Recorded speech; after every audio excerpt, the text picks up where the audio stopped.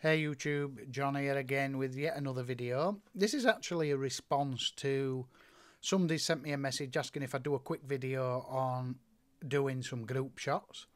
Now, I ain't got any group shots coming up. Sorry about that.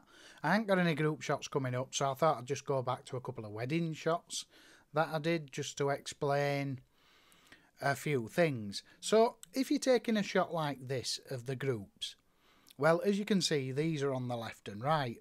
So to be honest, to just quickly go into camera settings, I don't know what this was taken at. I do know it was shot telephoto with the Tamron 70-300. It probably was shot at f4 or f5.6, probably 5.6. Now, the only reason why it was shot, I would have shot it at f2.8 if I'd have had an f2.8 lens, but my Tamron is f4, and then when you zoom it in, it goes to a 5.6.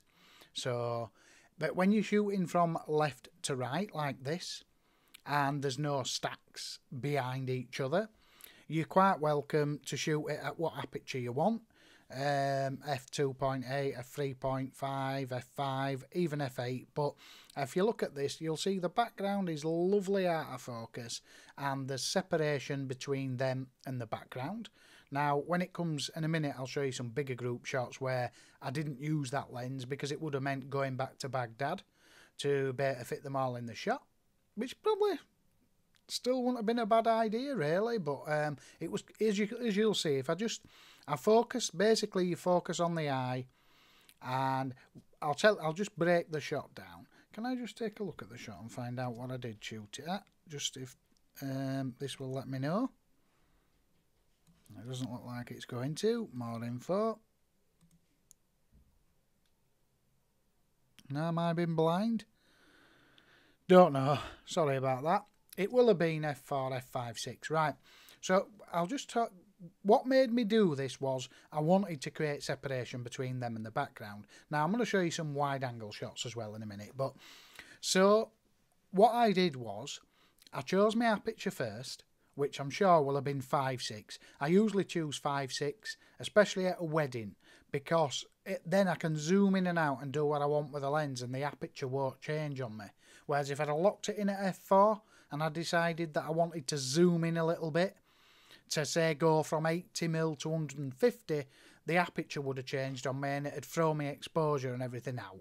So I will have locked it in at 5.6. If this was you might, I mean, I don't know if you've got a lens that does this, but if it want a wedding and I want going at 1,000 miles an hour, which you do at a wedding, I would have maybe chose f4, and I would have manually walked in and out and kept the nice f4 aperture to make the background even more blurred.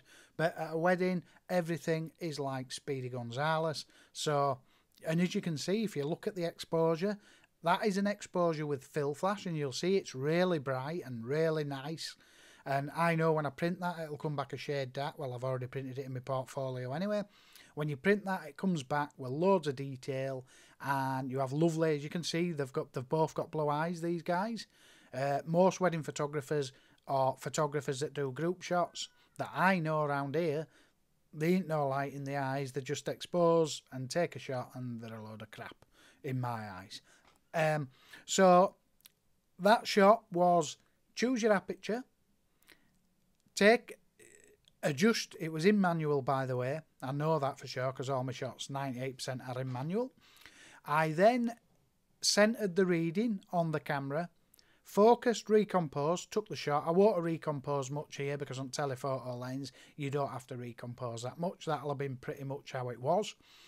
And I took the shot and I got the ambient correct. And then I then turned on the flash to fill in with the flash. Don't put the flash on at the same time, otherwise it complicates things. You might as well quickly turn your flash off for how long it takes to come on. It only takes 2 seconds and it's on. Get your ambient reading so that it looks maybe a touch dark on the face. So usually when you meet her for that scene there, you get a decent exposure anyway, but the faces would have been a little bit dark. And then you turn your flash on, and if anything goes wrong then, you know damn well it's got to be your flash because you're in manual. You've set your aperture to say 5.6. You've set your shutter speed, let's say 2/50th of a second, right? At 5.6 ISO 100. you're not going to change those settings once you get, as long as the sun, if the sun's coming in and out all the time and all that lot, you need to be careful. But it was quite an overcast day here. And once I locked it in, I knew damn well that that's how that were going to stay. Turn my flash on. If they looked a little bit too bright, then I turn the flash down. So let's actually jump to a few more shots. As you can see, that one's a shade brighter than that one. I think I pulled it. That's where the flash was probably maybe a touch. Maybe could have done with turning down a third of a stop. But to be honest, I don't mind bright images like that, because when you print them, they come back like that anyway. That's probably perfect fill flash. Getting it 100%, that's probably 90. That's probably 100. But as you can see, again, shooting with telephoto. Now, if you look, I want to show you a couple of mistakes that I made, and I won't make them again. But you can see telephoto creating distance between them and the background. Looks just superb. These are uncropped, by the way. They're out of the camera. But can you see this one? You can see the flash in his glasses.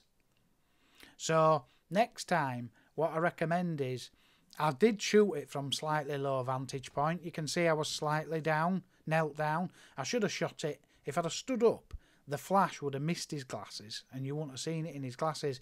Now, don't get me wrong, I'm not bothered about it, but as a professional photographer, if you know these things, you can watch out for people with glasses, and you'll see a couple of worse ones in a minute. Now, this one is, I mean, this may be a wide angle, but as you can see again, these will have all been shot at f5.6. Look at the glasses now, look.